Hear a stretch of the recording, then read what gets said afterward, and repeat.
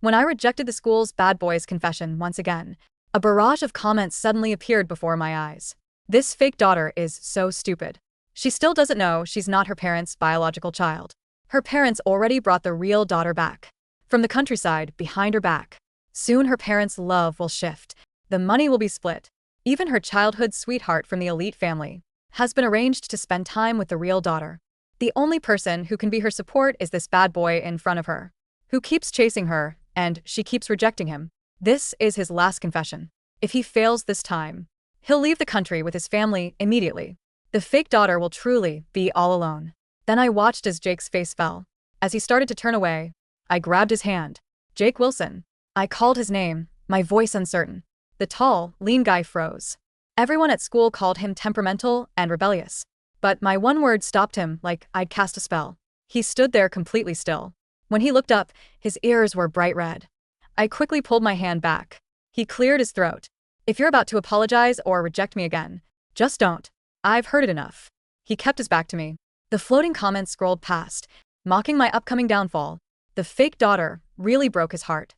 The bad boy is still a rich kid who's been pampered his whole life. She's the only person who's ever rejected him. The only person who truly loved her.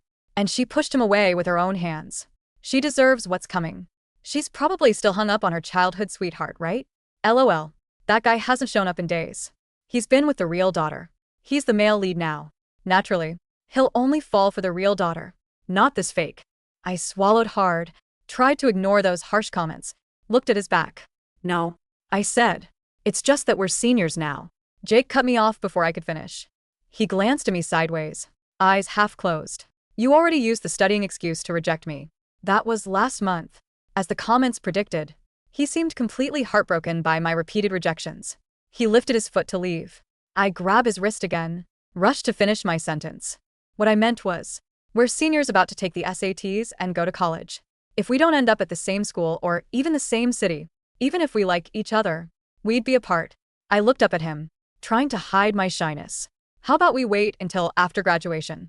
And Jake's Adam's apple bobbed. And before I could react, he suddenly turned and gripped my wrist tightly. You want me to go to the same school as you? He asked. His gaze was direct, piercing. I felt nervous and lost under his stare, made an excuse. Said quietly, I don't want long distance. Jake had sharp, aggressive features. But when I said that, his lips twitched. He couldn't hide his smile. His palm held my wrist tight. Then he frowned like he remembered something. But your grades are way too good. My parents planned for me to study abroad years ago. I barely studied in high school. His face showed rare distress. Might not be able to get into the same school as you. He stared at me. You said. Same city. His raw, intense emotion was contagious. I nodded at him. That works, too. The moment I said it, Jake broke into a full smile. The comments were going crazy with question marks. Wait, aren't you supposed to be the tough bad boy? You're worth this little 2 sentences and you're won over? Is this what they call being completely whipped? That night, Jake offered to take me home. Since I just made him a promise, I didn't refuse. Jake did everything big. His daily ride to school was a heavy motorcycle. First time on one of these. Getting on, I couldn't help studying myself on his shoulder. Jake's ears turned bright red, but when he looked back at me, his eyes were full of obvious joy. He drove me past the school gate with a roar. His group of friends whistled loudly at us. When we reached my building, he got off first, then held out his arm in front of me. I looked at him confused. He coughed lightly. You seem scared, right? He said. You can hold my hand getting off, maybe to match my height. He even lowered his shoulder a bit. With one glance up, I could meet his eyes directly. This kind of detail, I seemed to only notice it today. At that moment, I thought inappropriately of my sweetheart friend, Michael Harrison. Michael had excellent grades, was gentle and polite. He was everyone's idea of the perfect guy. But all my life, I'd had to look up and stand on my toes to see him. Not once had I looked into his eyes at eye level. Jake seemed reluctant to leave. I told him to go. He walked backward, eyes never leaving me. Should I pick you up tomorrow morning? He asked. I didn't want to refuse directly. Just said, wouldn't that be too much trouble? No trouble at all, Jake answered immediately. It's on my way, he said. I finally nodded and said, okay. He said, oh. Then reluctantly got on his bike and slowly left. Only after his figure disappeared at the end of the road did I turn to go upstairs. But the moment I turned around, I nearly crashed into someone. Stepped back twice, realized it was Michael Harrison, who I hadn't seen in almost a week. He had his arms crossed loosely, leaning against the wall. His gaze was cold, looking at me thoughtfully. When did you and Jake Wilson develop the kind of relationship where he drives you home? Michael looked down at me. His expression was calm, but his words were demanding. The comments flooded my vision like they were afraid. I didn't know Michael had spent this. I'm with that real daughter I hadn't met yet. I looked up at Michael's indifferent face. Asked him, what about you? You haven't been home or at school lately. Where have you been? Michael's eyes narrowed.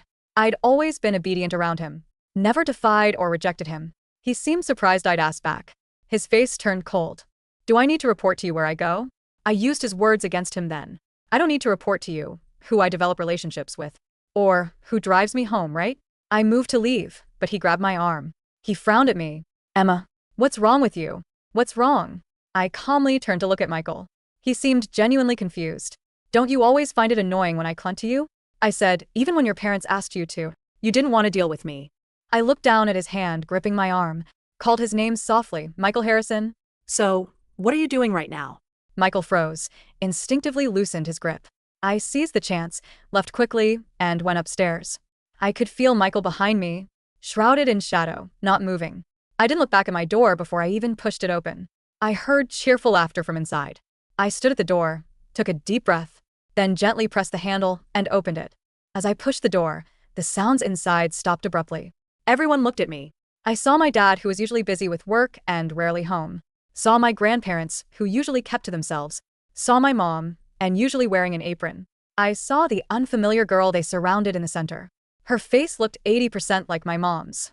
Everything was clear. My mom was lifting a plate of freshly baked pastries to the girl, even about to feed her personally. Since I could remember, she'd never cooked or made food. Right now, even our helper, Miss Jong, was pushed to the corner of the room. Maybe hearing the noise, she turned to see me. Her smile slowly faded. Her lips pressed into a flat line, asking, coolly, you're back. I said quietly, still standing at the door. Could barely find space to enter the room. My mom said, go to your room and rest first, Mom. Her words paused subtly here. I'll come talk to you tonight. I nodded, didn't glance that way again. Crossed the living room, turned, and went upstairs. As I closed my bedroom door, I vaguely heard my grandmother's scolding voice. Doesn't even know to come say hello. You've spoiled her too much. That night I waited until I was about to sleep before my mom lightly knocked and entered my room. Actually, I already knew all the facts through the comments. It wasn't different from any melodramatic plot. I was the child of the Wilson family's housekeeper. Years ago, she and Mrs. Wilson gave birth at the same time. She secretly switched the two babies. I stayed with the Wilsons in luxury, receiving endless love. She took the real Wilson daughter and escaped to the countryside. Until last month when she got sick and died. Only then did the Wilsons find their real daughter. Because of that woman's selfishness. My own daughter suffered in poverty for over 10 years. When my mom said this, her eyes were already red and her words weighed me down so much. I couldn't lift my head. What could I say? What should I say? That night ended with my mom facing away from me saying, this house is full of your childhood memories. Your dad and I are planning to move with Sophia to the villa downtown. My daughter suffered so many years. From now on, I'll put her first in everything. I nodded, said quietly, I understand. Didn't sleep all night. Got up very early next day. When I left home with my backpack, the sky was still dark. So, when I went downstairs and saw Jake Wilson, leaning against his motorcycle, reading a book, I was so surprised. Why are you here so early? The morning air was biting, a gray mist clinging to the pavement. Jake was leaning against his heavy black motorcycle, his long legs crossed at the ankles. But it wasn't his posture that stopped me. It was the object in his hands. A small, battered pocketbook. I walked closer, my footsteps silent on the damp concrete. He was muttering under his breath, his brow furrowed in intense concentration. Benevolent, desiring to help others, charitable. He whispered, his voice raspy with sleep. I cleared my throat. Jake jumped, nearly dropping the book. He shoved it into his leather jacket pocket with lightning speed, his face flushing a deep, betrayed red. You walk like a ghost, he grumbled, trying to recover his usual cool composure. He handed me a helmet. It was warm. He'd been holding it inside his jacket. Vocabulary flashcards? I asked, taking the helmet. He looked away, kicking at a pebble. You said same school. My grades are trash. I have to start somewhere, right? He scoffed, as if trying to minimize the effort. Don't get used to it. I was bored. The floating comments flickered into existence near his head. OMG, he's actually studying for her. The bad boy is learning SAT words? I'm dead. Meanwhile, the real daughter is currently crying to Michael about how scary her new school is going to be. I ignored the last comment and focused on Jake. A warmth that had nothing to do with the helmet bloomed in my chest. Thank you, I said softly. He grunted, revving the engine to drown out the moment. Get on. We're gonna be late, and I can't afford detention if I'm trying to be a model student or whatever. As we roared toward the school, the wind biting at my exposed skin, I tightened my arms around his waist. For the first time, I wasn't thinking about the parents who were displacing me or Michael, who had abandoned me. I was thinking about the solid heat of the boy in front of me and the word benevolent hidden in his pocket. The atmosphere at school shifted the moment Sophia arrived. It happened 3 days later. My parents, Mr. and Mrs. Wilson, it felt strange to call them that now, had arranged for her transfer with lightning speed. I was at my locker when the hallway went quiet. Michael was walking beside her. Sophia looked fragile, her eyes wide and watery, clutching Michael's sleeve as if the linoleum floor might bite her. She was beautiful, with the same delicate nose as my mother. The comments barraged my vision, blocking out half the hallway. Here comes the main character. Look at the fake daughter, standing there like a clown. Sophia is going to expose Emma's bullying today. Michael looks so protective. Finally, the rightful couple. I stiffened. Bullying? I hadn't spoken a word to her. Michael spotted me. His expression hardened. He whispered something to Sophia, who glanced at me and immediately shrank behind him, trembling. Michael marched over, leaving Sophia a few steps back. Emma, he said, his voice cold. I didn't think you'd sink this low. Good morning to you too, Michael, I said, keeping my voice steady despite the shaking of my hands. What exactly have I done now? Don't play dumb. Sophia told me you messaged her last night, telling her she doesn't belong here? That she's a country bumpkin? I stared at him. I don't even have her number. She showed me the texts. Michael snapped. Stop lying. I know you're hurting because your life is changing, but taking it out on her is pathetic. She's suffered enough. The comments were gleeful. Yes. Drag her, Michael. She totally did it. Fake daughters are always villains. Wait. Why is Jake walking over? A heavy arm draped over my shoulder, pulling me into a hard chest. The scent of mint and tobacco filled my nose. Harrison, Jake drawled. He looked bored, but his eyes were sharp as knives. You got a brain injury? Emma was with me all night. We were studying. The hallway gasped. Michael's eyes widened. Studying? You? Yeah. Limits and derivatives. Fascinating stuff. Jake lied smoothly. She didn't touch her phone. So, unless she can telepathically send insults, your little girlfriend is lying. Jake looked past Michael, locking eyes with Sophia. She flinched, but I saw a flicker of calculation in her eyes before she buried her face in her hands. Let's go, Jake said to me, guiding me away. The air stinks of stupidity over here. As we walked away, I saw a new comment float by, different from the others. It was gold. System alert. The villainess refused to engage. Plot deviation. 5%. 2 weeks later, the confrontation at home finally happened. Dinner was a silent affair. Sophia sat in my usual spot, picking at her food. My mother kept piling delicacies onto her plate. Eat more, Sophie. You're so thin. My father put down his fork. Emma. I looked up. Yes. We've been thinking, he began, not meeting my eyes. Sophia is struggling to adjust. Having you in the house. It's a constant reminder of what she missed out on. And the rumors at school are affecting her. I understand, I said, my appetite gone. We bought a small apartment near the school, he said, sliding a set of keys across the mahogany table. It's fully paid for. We'll provide a monthly stipend until you graduate college. But we think it's best if you move out this weekend. The comments were scrolling fast. Kicked out. Finally, they're being too generous. She's the daughter of the thief. Wait, look at Emma's face. She's not crying. I wasn't crying. I felt a strange sense of relief. The suffocating tension of the last month would be gone. Okay, I said. My mother looked up, surprised. Just okay? You found your daughter, I said, standing up. And I need to focus on my exams. If me leaving makes you happy, I'll go. I didn't mention that I had already packed. Moving day was rainy. I expected to do it alone, but a black truck pulled up to the driveway. Jake hopped out, along with 2 other guys from his bad boy clique, guys I used to be terrified of. Yo, Emma, one of them yelled. Jake said you got heavy boxes. I lift, so I'm here. They moved my entire life in 2 hours. My parents watched from the window, their expressions unreadable. Michael was there, too, visiting Sophia. He stood on the porch, watching Jake carry my boxes. He looked like he wanted to say something, but he never moved. When the last box was in the apartment, a small, dusty studio, but mine, Jake sat on the floor, wiping sweat from his forehead. So, he said, looking around the empty room. Freedom. Freedom, I agreed. I handed him a bottle of water. Thank you, Jake. Again. He cracked the cap. Don't mention it. But hey, the stipend they gave you? Is it enough? It's enough for rent and food. Barely. I got a job, he blurted out. I blinked. You? A job? At the mechanic shop.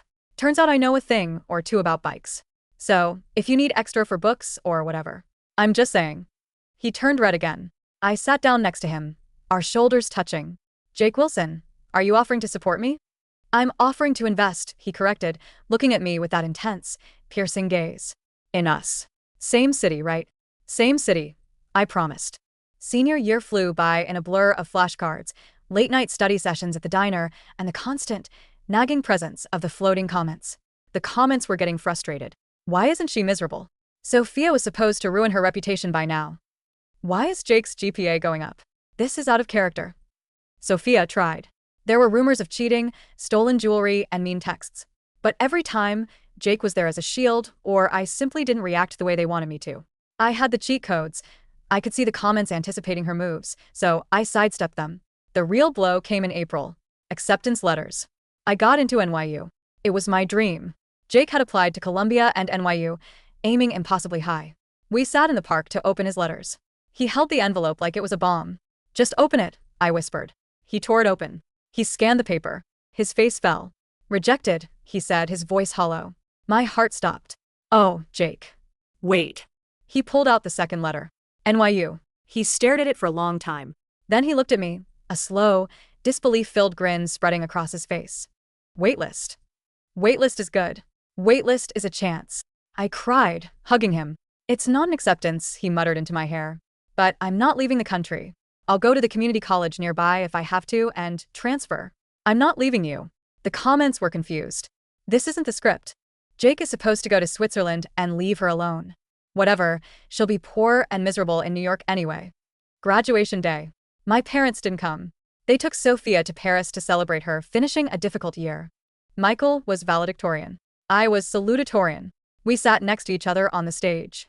They aren't here, Michael said quietly, staring straight ahead. I know, I said.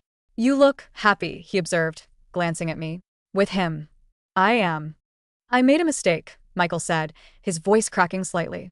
Sophia, she's not who I thought she was. She's manipulative, Emma. She plays the victim. I looked at him, feeling nothing but a distant pity. You made a choice, Michael. You chose the narrative over the person. Can we start over? He asked, turning to me fully. In college? I'm going to Columbia. We'll be in the same city. I looked into the crowd. Jake was there, in the back row, wearing a tie that was crooked. He was holding a massive sign that said, "That's my girl," in glitter glue. His friends were cheering so loud the principal had to pause. No, Michael, I said softly. I don't look up anymore. I look eye level.